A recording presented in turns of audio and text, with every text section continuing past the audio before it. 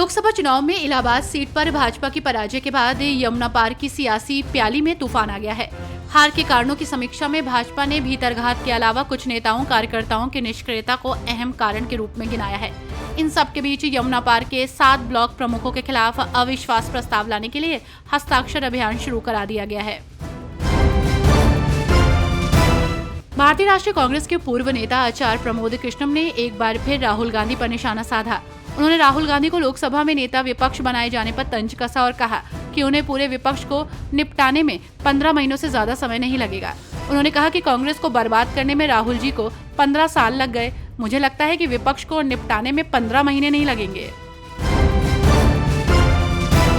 सपा प्रमुख अखिलेश यादव ने दिल्ली सरकार में मंत्री आतिशी से अस्पताल में मुलाकात की है। इस मुलाकात के बाद उन्होंने बातचीत के दौरान कहा कि मैं आज उनके स्वास्थ्य की जानकारी लेने आया था। आतिशी हमेशा दिल्ली की जनता के लिए हमेशा लड़ती रहीं, तो वहीं भाजपा को घेरते हुए उन्होंने कहा कि मैं मुख्यमंत्री रहा हूं, तकलीफ जानता हूं।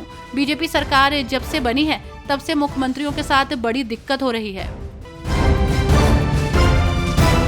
उत्तर प्रदेश में भी बढ़ते पेपर लीक के मामले को लेकर सियासत गर्म है और ऐसे में इस मामले को लेकर सीएम योगी ने पहली बार अपनी प्रतिक्रिया दी है।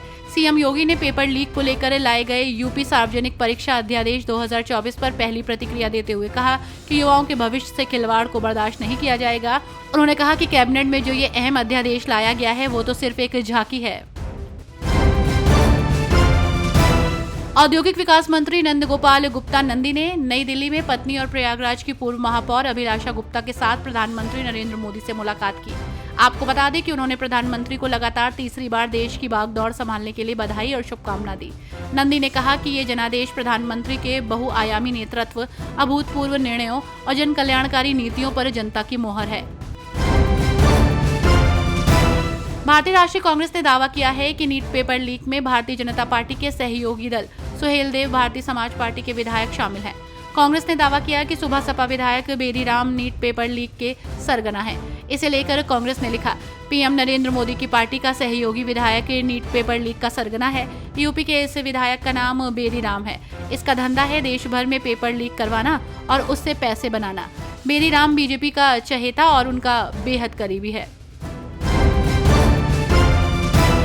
18वीं लोकसभा के तीसरे दिन समाजवादी पार्टी के राष्ट्रीय अध्यक्ष और उत्तर प्रदेश स्थित कन्नौज से सांसद अखिलेश यादव ने सदन में अपना पहला भाषण दिया।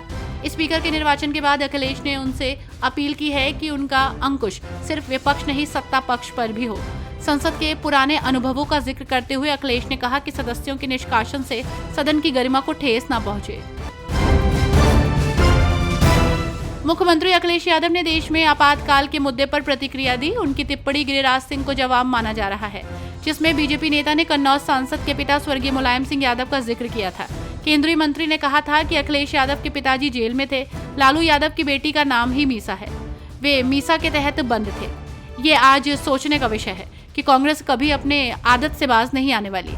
1975 में जो इमरजेंसी लगी वो आज के नौजवानों को जानना जरूरी है। वाराणसी से लखनऊ पुलिस अभिरक्षा में पेशी पर आए शाइन सिटी के निदेशक अमिताभ श्रीवास्तव की जगह दूसरे की गलत पहचान कर जमीन बेचने के मामले की जांच ईडी करेगा। इस प्रकरण में ईओडब्ल्यू की ओर से मोहनलालगंज कोतवाली में दर्ज कराए गए मुकदमे को ईडी शाइन सिटी के खिलाफ चल रही जांच में शामिल करने जा रहा है, जिसके बाद इस संपत्ति को जब्त किया जाएगा। भाजपा सांसद अरुण गोविल ने संस्कृत में सांसद पद की शपथ ली। शपथ के बाद उन्होंने जय श्री राम का नारा दिया। जब वो शपथ लेकर वापस लौटने लगे तो समाजवादी पार्टी के सांसदों ने जय अवधेश के नारे लगाने शुरू कर दिए। हालांकि अरुण गोविल ने उस पर कोई प्रतिक्रिया नहीं दी। इससे पहले सपा सांसदों ने अरुण गोविल को लेकर कहा कि बेईमानी से जीते।